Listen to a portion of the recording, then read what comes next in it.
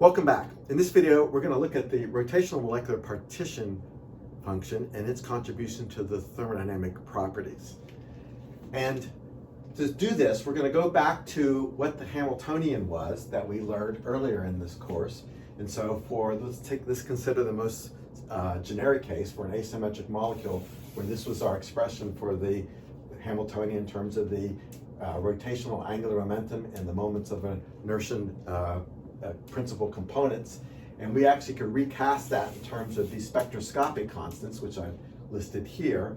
And if we take that case, then this will be our Hamiltonian that we can use for calculating the energies, which we've already solved earlier. Just to remind you, for the linear case, that the IA is equal to 0, so the Hamiltonian it loses this term and it just becomes this term here, and it's given by this expression. Now, what's important is that we examine these characteristic frequencies. So again, the energy difference between the energy spacing divided by KB, which will turn out to be these values for, depending upon whether we're dealing with the motion around A, B, or C.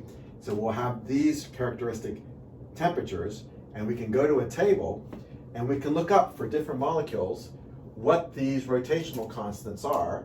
We can go back and calculate these temperatures, and here I calculated them in these columns here, and you can see that all of these guys are pretty low. They're all on the order of, they're down here on the order of 1 or 2, but you can see these are like 10 or 30 or 40 is what we have for those values in Kelvin. So at room temperature, we can pretty much not worry about the quantization of the rotational motion. It's only at very low temperatures, when we're getting close to this, that we have to start worrying about the quantization of the rotational energy levels and treat it more quantum mechanically.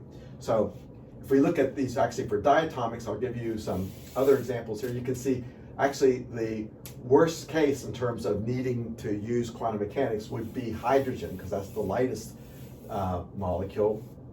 And that has a value of 87. So at room temperature, you're still safe to use the classical limit for hydrogen. But if you get down below, to these temperatures below 100 Kelvin, then you need to start using a quantum mechanical treatment.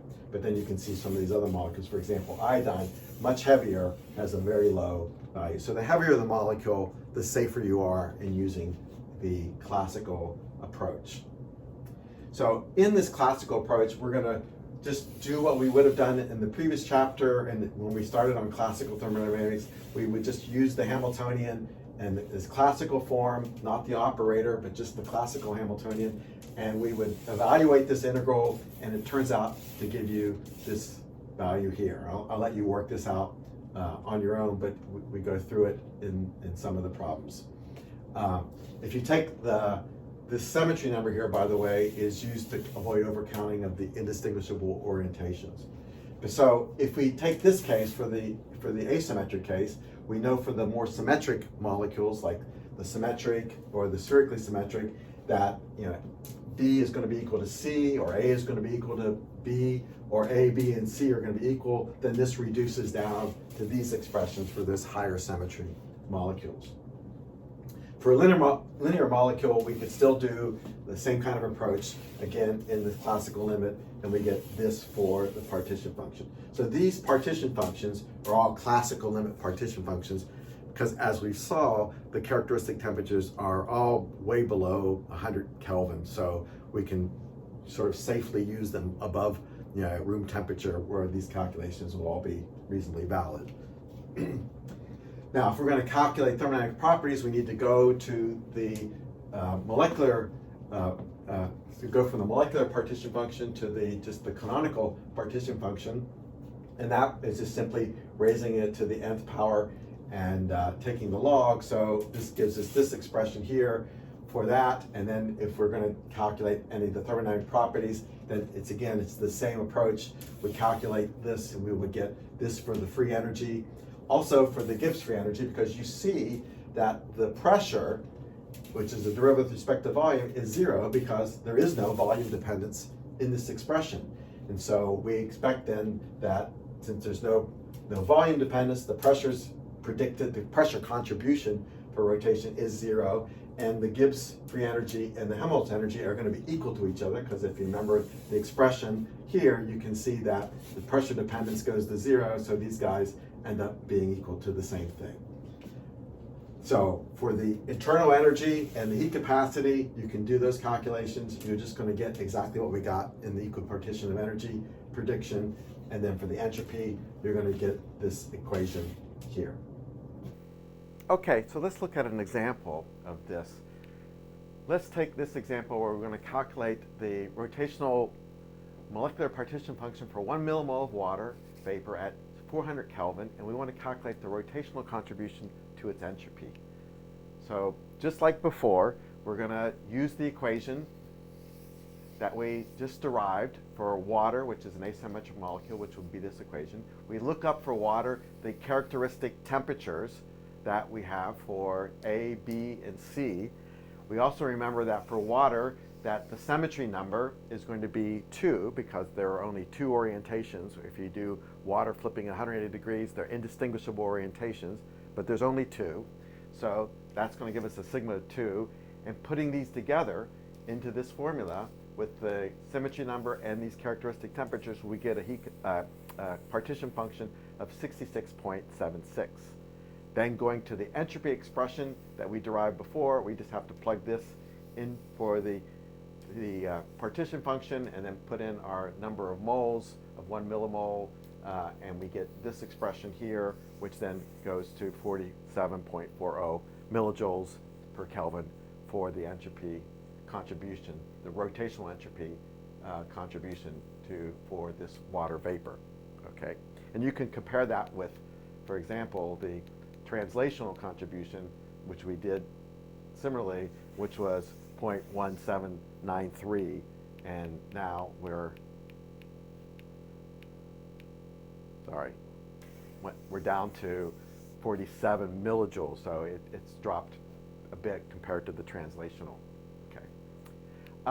So the next thing we want to look at is, what do we do at really low temperatures where we can't use that classical picture to calculate the partition function, and we have to use this discrete sum.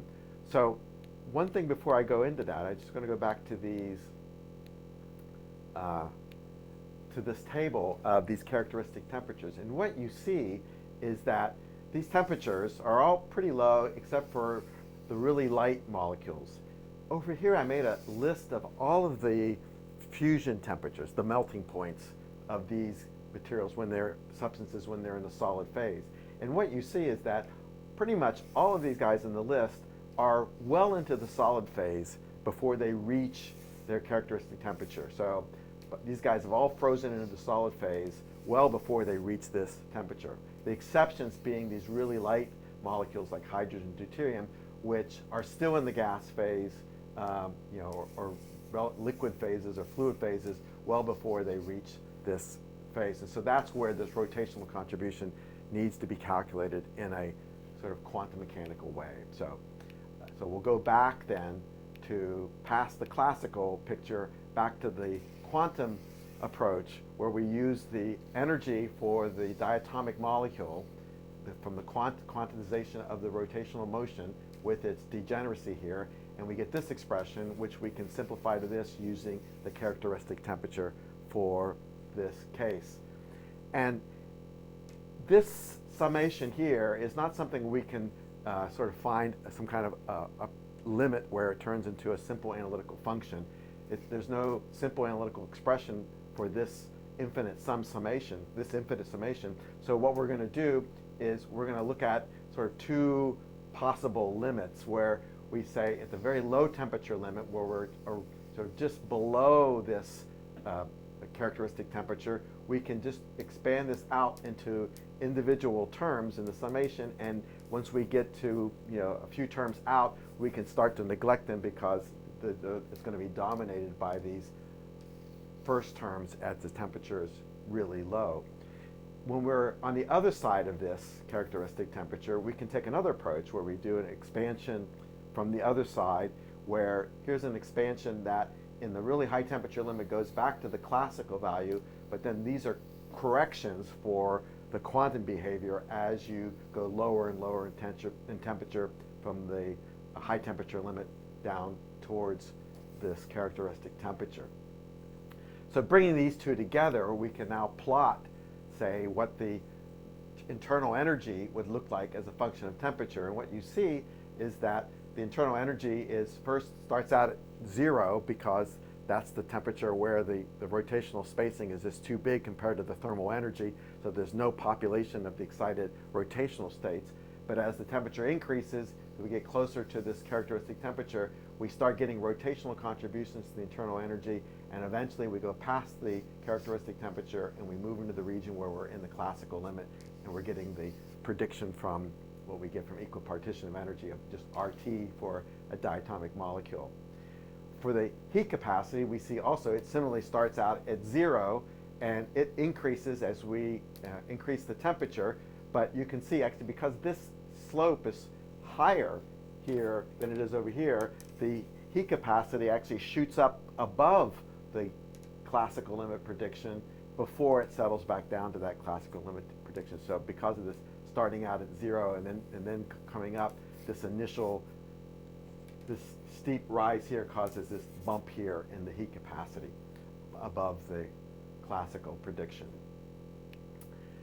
Now, the other thing we need to think about is the nuclear statistics that occur with a case like hydrogen, where we have to worry about the fact that the nuclear exchange means that for our wave function to say antisymmetric with respect to the exchange of the two protons, we're going to have two forms of hydrogen wave functions. One called the parahydrogen, which is associated with the even states, even rotational states, which goes with the antisymmetric nuclear state, if you go back to that section. And then the ortho, which was the odd rotational J values, which was paired with the triplet state, the symmetric nuclear wave function, in order to have, between those two of them, always have a wave function that was antisymmetric with respect to nuclear exchange.